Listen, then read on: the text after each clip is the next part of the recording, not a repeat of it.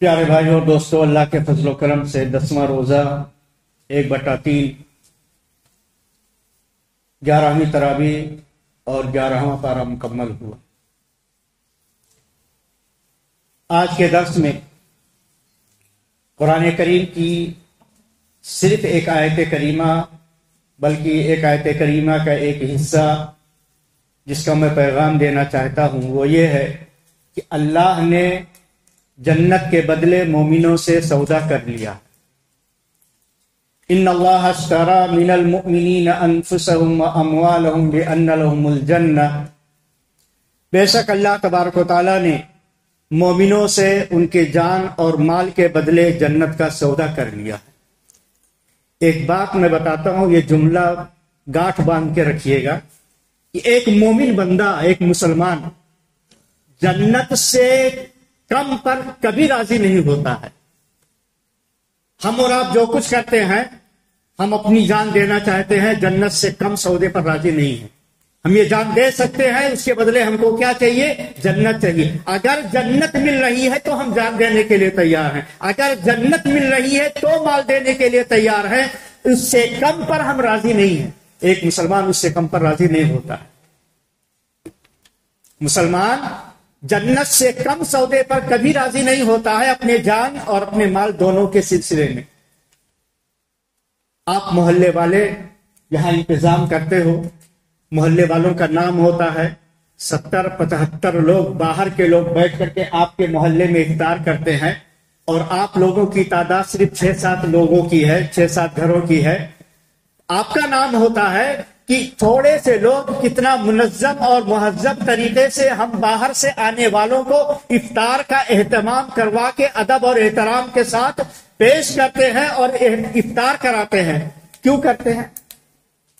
اس لیے کرتے ہیں کہ ایک روزے دار اگر افطار کیا تو اس روزے دار کے روزہ رکھنے کا پورا ثواب ہم کو ملے گا اور اس کے بدلے جنت ملے گی۔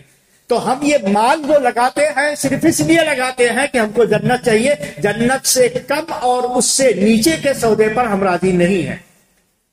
ایک صحابی رسول ایک کھجور کھاتے ہوئے جا رہے تھے، ایک منادی اعلان کرتے ہوئے اعلان کر رہا تھا کہ اللہ کے راستے میں جہاد کی ضرورت ہے۔ وہ صحابی نے کہا کہ کیا جنت میں یہ کھجور ملے گی جو میں کھا رہا ہوں؟ کہا ملے گی، اس سے اعلیٰ قسم کی کھجوریں ملے گی۔ صحابی رسول نے وہ کھجور زمین پر پھینک دی اور کہا کہ یہ بچی ہوئی کھجور میں جنت میں کھانا چاہتا ہوں، اور چلے گئے۔ اللہ کے رسول صلی اللہ علیہ وسلم کی منادی پر، آواز دینے پر، پیغام پہنچانے پر جہاد میں چلے گئے اور شہید ہو گئے، اور کہا کہ یہ کھجور میں جنت میں کھانا چاہتا ہوں۔ تو مسلمان اپنے جان کو جنت سے کم پر دینے کے لیے کہیں تیار نہیں ہے۔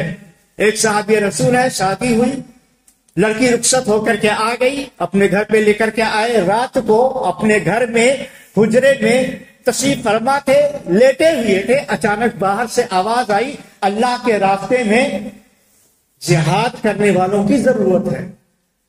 بیوی نے کہا شوہر باہر سے کچھ آواز آ رہی ہے۔ دونوں نے خاموش ہو کر کے سنا تو باہر سے آواز آ رہی تھی، ایک ندا منادی کر رہا تھا کہ اللہ کے راستے میں جہاد کی ضرورت ہے۔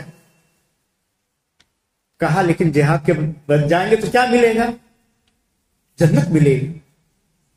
بیوی نے کہا کہ آپ جائیے، اگر آپ آئے تو ٹھیک ہے، غازی بن کر کے زندگی گزاریں گے، اور میں خوش ہوں گی کہ میرا شوہر غازی ہے، اور اگر شہید ہو گئے تو میں فخر کروں گی کہ میرا شوہر میری دنیا میں ایک دن کا، ایک رات کا شوہر تھا اور وہ شہید ہو گیا، میں ایک شہید شوہر کی بیوی ہوں۔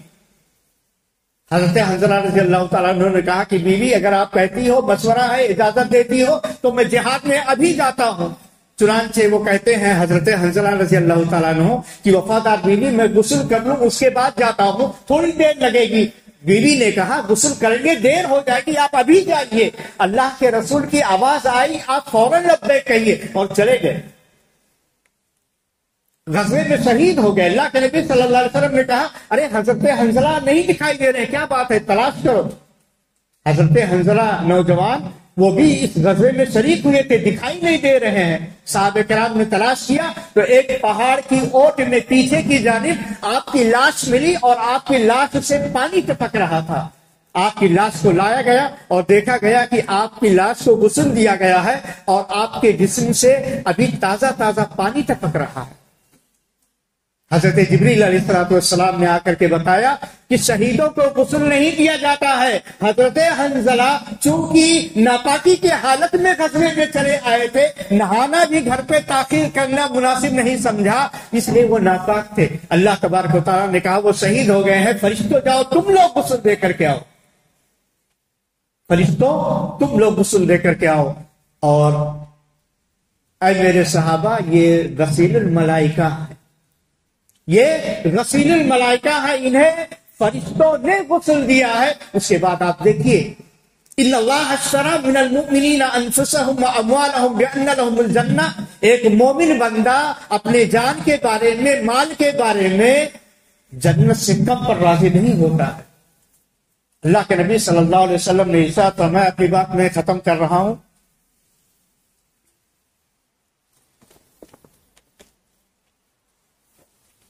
الا ان صلۃ اللہ الغالیہ الا ان صلۃ اللہ الجنہ، اللہ کا سودا بہت مہنگا ہے، اللہ کا سودا بہت مہنگا ہے۔ ایسے ہم رات بھر 2 بجے تک موبائل چلا کر کے، فجر چھوڑ کر سو کر کے 11 بجے 8 بجے 9 بجے اٹھ کر کے جنت نہیں پا سکتے ہیں۔ اور جو بڑی بڑی باتیں کرتے ہیں، بڑے بڑے فتوے، یہ یہاں پہ حکومت غلط ہے، یہاں پہ نظریہ غلط ہے، یہاں پہ کی حکومت ہونی چاہیے، سعودی کیا کر رہی ہے، ملک شام کیا کر رہا ہے، ترکی کیا کر رہا ہے، بیچارے وہ کبھی فجر میں نہیں آتے۔ ارے اللہ کے بندے، پہلے تم فجر پڑھ کر کے اپنی عملی زندگی میں اسلام لاؤ، بعد میں تم ان ملکوں کے بارے میں فتوا لگانا کہ کیا ہو رہا ہے۔ الا ان صلۃ اللہ الغالیہ، اللہ کا سودا بہت مہنگا ہے اور اللہ کا سودا جنت ہے۔ میں پیغام دینا چاہتا ہوں 15 سال سے لے کر کے 25 سال کے اپنے قوم کے بچوں اور بچیوں کو، ٹیبل پر بیٹھ کر جب ایک لڑکا ایک لڑکی سے محبت کرتے ہوئے محبت کے جھوٹ